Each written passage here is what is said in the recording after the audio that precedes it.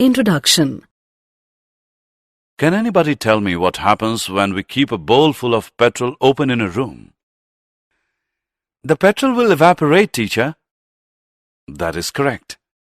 You see that the energy generated by petrol is evaporated in the environment, but in a form that is not usable. However, if we use the same petrol in our bike, the petrol is converted into an energy source that is usable. Children, in this lesson, we will learn about the conventional sources of energy and the non-conventional sources of energy and its impact on the environment. Objectives. At the end of this lesson, you will be able to identify conventional sources of energy, identify the non-conventional sources of energy, describe the environmental consequences, explain the duration of the energy sources.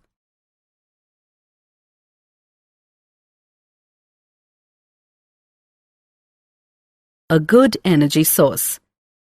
In your day-to-day life, you need a lot of energy throughout the day. All physical activities that you perform require energy. Also, this energy comes from a source that would give you the required energy to perform any activity. You need to keep in mind that any good energy source must assist you in performing a large volume of work, be easily available, be easy to store and move from one location to another, be affordable. Conventional sources of energy, fossil fuels. Fossil fuels are generated by natural processes. They include a high percentage of carbon. These are non-renewable sources of energy as they take millions of years to form. The reserves of these fuels are reducing at an alarming rate. The types of fossil fuels are coal, petroleum, natural gas, heavy crude oil.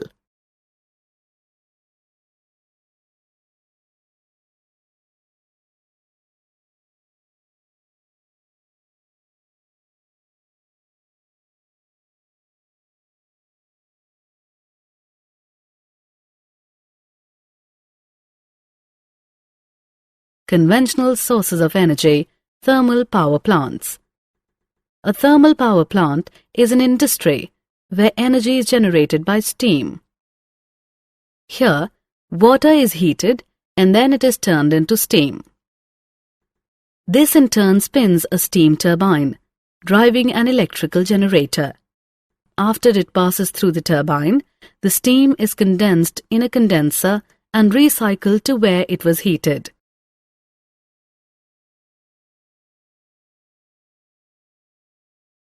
Conventional sources of energy, hydropower plants. Hydropower plants generate electricity from the energy of falling water. Hydropower is a renewable source of energy. The advantages of hydroelectricity are: the cost of hydroelectricity is low. Hydroelectric power supply is more suitable for industrial applications. No carbon dioxide is produced as no fossil fuels are burnt.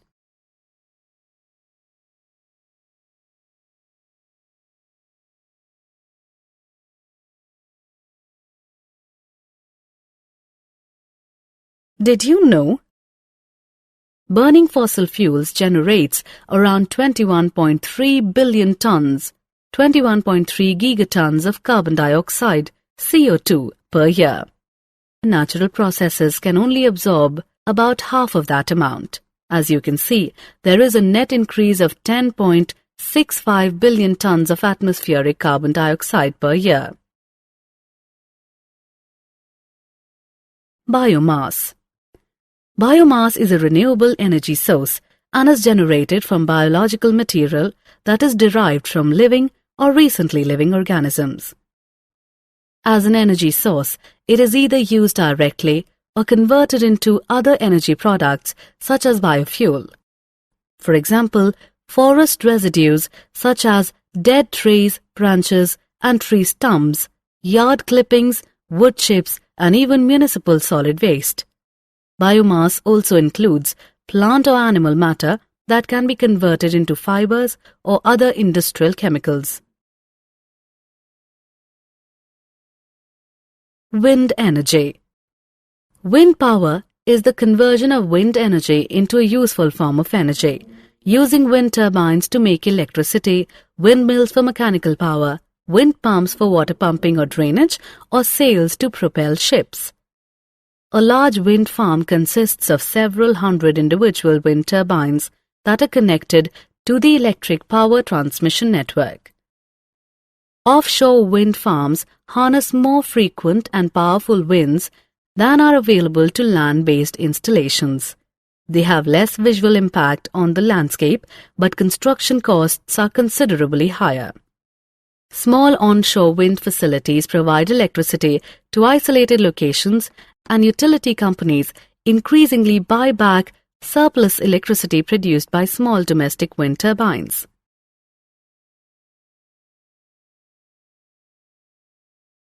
Did you know? All large wind turbines have the same design, a horizontal axis wind turbine with an upwind rotor with 3 blades, attached to a nacelle on top of a tall tubular tower.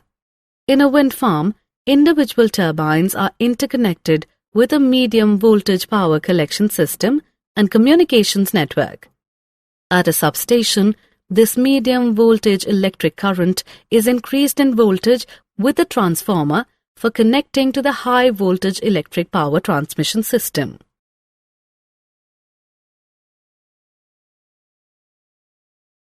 Alternate energy sources. As we progressed, our day-to-day life activities also changed. We now get most of our work done by machines. Due to this, we need to look for alternate sources of energy, as our natural resources are not sufficient to provide for the energy in our machines. Examples include solar energy, energy from the sea, geothermal energy, nuclear energy. Solar energy. Solar energy is derived from the radiant light and heat of the sun. It has been used by humans since ancient times for a range of technologies. Solar energy is used for architecture and urban buildings. Solar energy is also used for heating water in our day-to-day life, where the solar hot water systems use sunlight to heat water. In low geographical latitudes, the domestic hot water usage is provided for with temperatures up to 60 degrees Celsius by solar heating systems. The most common types of solar water heaters are evacuated tube collectors and glazed flat plate collectors, generally used for domestic hot water, and unglazed plastic collectors used mainly to heat swimming pools.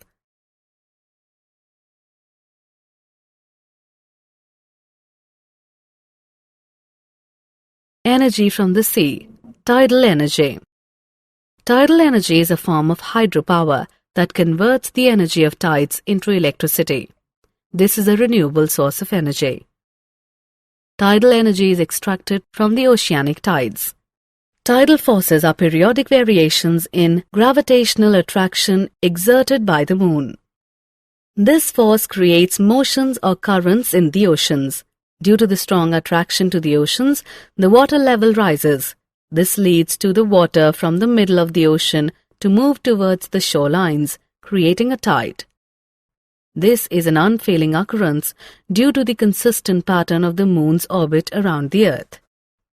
The energy generated by the tide is saved by constructing a dam on a narrow opening to the sea. A turbine is then fixed at the opening of the dam that converts this tidal energy to electricity.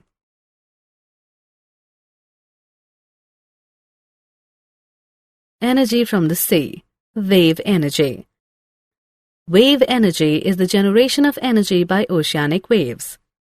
We can capture this energy to do useful work, for example, electricity generation, water desalination, or the pumping of water into reservoirs. Waves are generated by wind passing over the surface of the ocean. As long as the waves move slower than the wind speed above the waves, there is an energy transfer from the wind to the waves. Both air pressure differences between the upwind and the wave crest, as well as friction on the water surface by the wind, makes the water undergo shear stress that causes the growth of the waves and in turn helps in generating wave energy.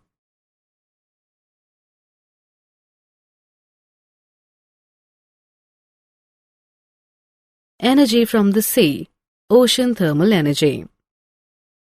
Ocean thermal energy uses the temperature difference between cooler deep surface and warmer shallow surface ocean waters to run a heat engine and produce useful form of energy, mainly electricity. The heat engine gives greater efficiency and power when it is run with a large temperature difference.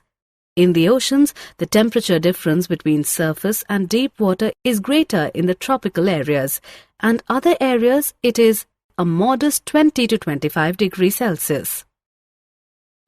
After the surface water is sufficiently warm, it is used to boil volatile liquid ammonia. The vapors of ammonia are then used to run a turbine. The cold water is then pumped from the depths of the ocean and is used to condense the ammonia vapor back to the liquid. Did you know? The Earth receives 174 petawatts of solar radiation at the upper atmosphere. Approximately 30% is reflected back to space, while the remaining 70% is absorbed by clouds, oceans, and land masses. Geothermal energy. Geothermal energy is thermal energy generated and stored in the earth. Molten rocks are formed in the deeper hot regions of Earth's crust. Heat conducts from the Earth's core to the surrounding cooler rock. The high temperature and pressure causes some rock to melt. This heats the rock and water in the crust, sometimes up to 370 degrees Celsius. Geothermal energy is used for hot springs and space heating.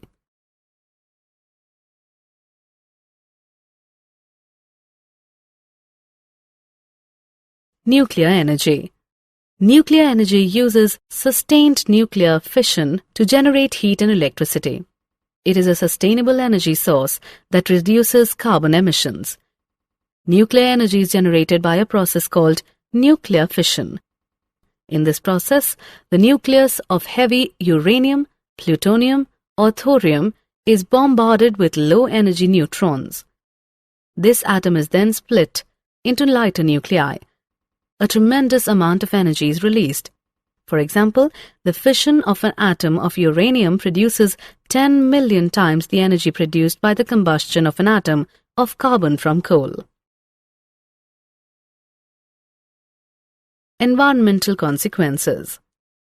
Using any source of energy affects the environment around us. Therefore, before exploiting any energy source, ensure that it does not disturb the environmental balance and is harnessed judicially. Renewable sources of energy last for as long as they keep generating, whereas non-renewable energy runs out. We have to be judicious in our selection of energy, the purpose of the energy being used, and the actual usage of the energy.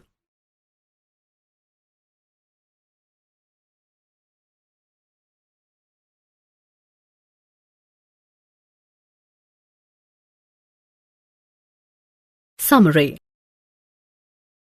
Let us summarize what we have learnt. Using a good source of energy is advantageous. Conventional sources of energy include fossil fuels, thermal power plants, and hydropower plants. The conventional sources of energy improved with the use of biomass and wind energy.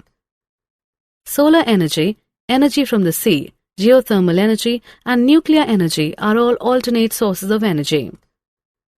Renewable sources of energy last for as long as they keep generating, whereas non-renewable energy runs out. We have to be judicious in our selection of energy, the purpose of the energy being used, and the actual usage of the energy, so as to avoid affecting the environment around us.